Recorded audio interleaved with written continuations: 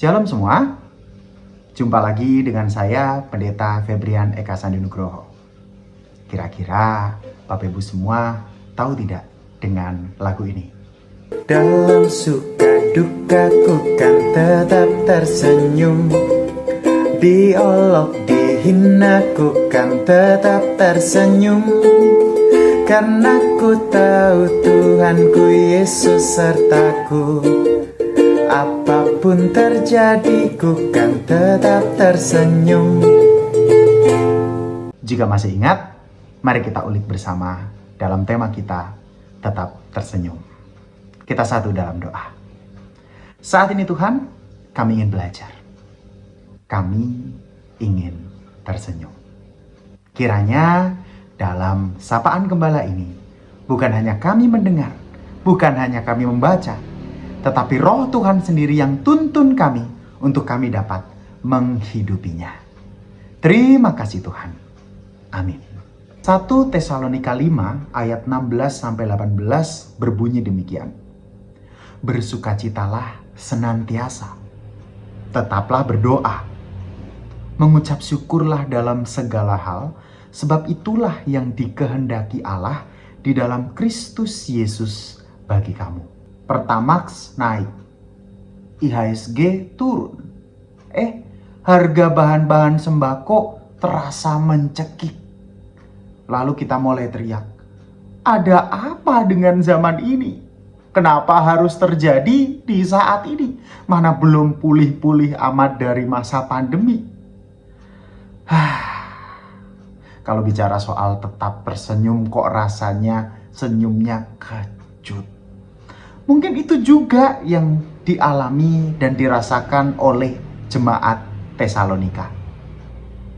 Rasul Paulus menuliskan surat kepada jemaat Tesalonika dalam keadaan yang juga tercekik. Perlu diingat, ketika Rasul Paulus menulis surat Tesalonika, surat ini bukan ditujukan untuk jemaat yang mereka sedang hidup bahagia, makanan melimpah, tetapi justru jemaat Tesalonika ada dalam keadaan yang sungguh amat carut-marut.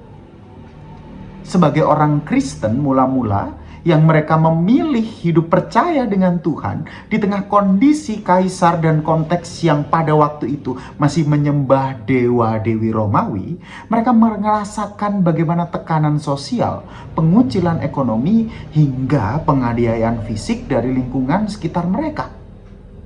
Tentu saja, hal ini bukan hal yang mudah. Diskriminasi mereka rasakan dari berbagai sisi. Ya, di saat itulah Rasul Paulus berkata, tetaplah bersukacita, tetaplah bersyukur, dalam suka duka kukan tetap tersenyum. Beberapa saat yang lalu, salah satu pemuda hadir. Ya, dia tanya, aduh gimana kak? Cari kerja susah. Udah berapa bulan ini setelah lulus? Wisuda, bukan waktunya bersukacita, tetapi masuk ke dalam babak baru, babak pengangguran katanya gitu. Tapi lucunya, dia mengucapkan itu sambil tersenyum. Aku pun bertanya, kamu ini ngomong seperti itu sambil senyum, itu senyum sukacita atau senyum kecut-cita gitu ya? Apa udah penat gitu. Dia bilang saking bingungnya dia mau nangis, sudah nangis, sekarang yang bisa tinggal tersenyum aja. Hidup di masa sulit bukanlah hal yang mudah, karena pertentangan bukan hanya terjadi di luar, justru kuncinya ada dalam relasi yang dekat. Ketika mulai beras habis, ya, pasangan sudah mulai berteriak. Ketika segala biaya naik tapi gaji tetap, mungkin bisa jadi isi rumah keluhan. Rumah yang awalnya hangat, kehangatan sampai jadi panas membara. Nah, disinilah letak pesan pastoral dari Rasul Paulus yang luar biasa. Karena Rasul Paulus juga sadar, Cekikan yang berasal dari luar itu dampaknya bukan hanya dirasakan bagi kita defensif, dari luar ada halangan. Tidak, justru dimulainya bisa jadi dari dalam. Maka Rasul Paulus juga mengingatkan, ya. Jadi bukan hanya bersukacita dan berdoa, tetapi mereka harus saling menghormati para pemimpin jemaat, hidup rukun, dan jangan membalas hal jahat dengan yang jahat. Kuncinya ada di relasi dalam komunitas. Kasih harus diangkat. Dalam kondisi yang terdesak, pegangan kita adalah orang lain yang sadar, yang juga satu iman, saling mengasihi, harus saling menopang. Diolok, dihina, bukan tetap tersenyum.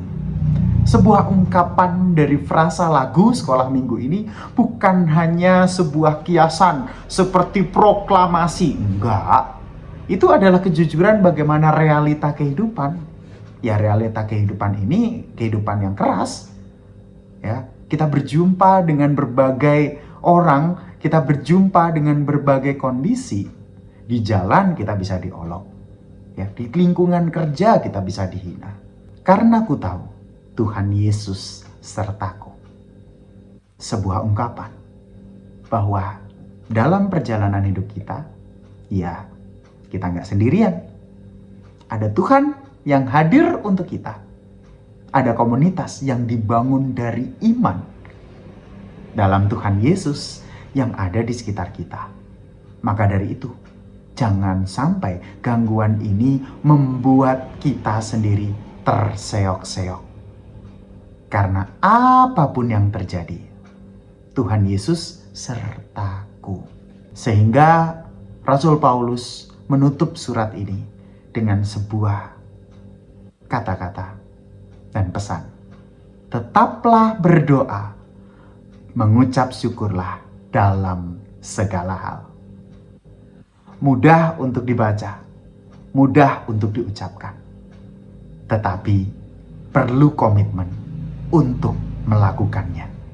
Dalam suka dukaku kan tetap tersenyum, diolok dihina ku kan tetap tersenyum, karena ku tahu Tuhanku Yesus sertaku.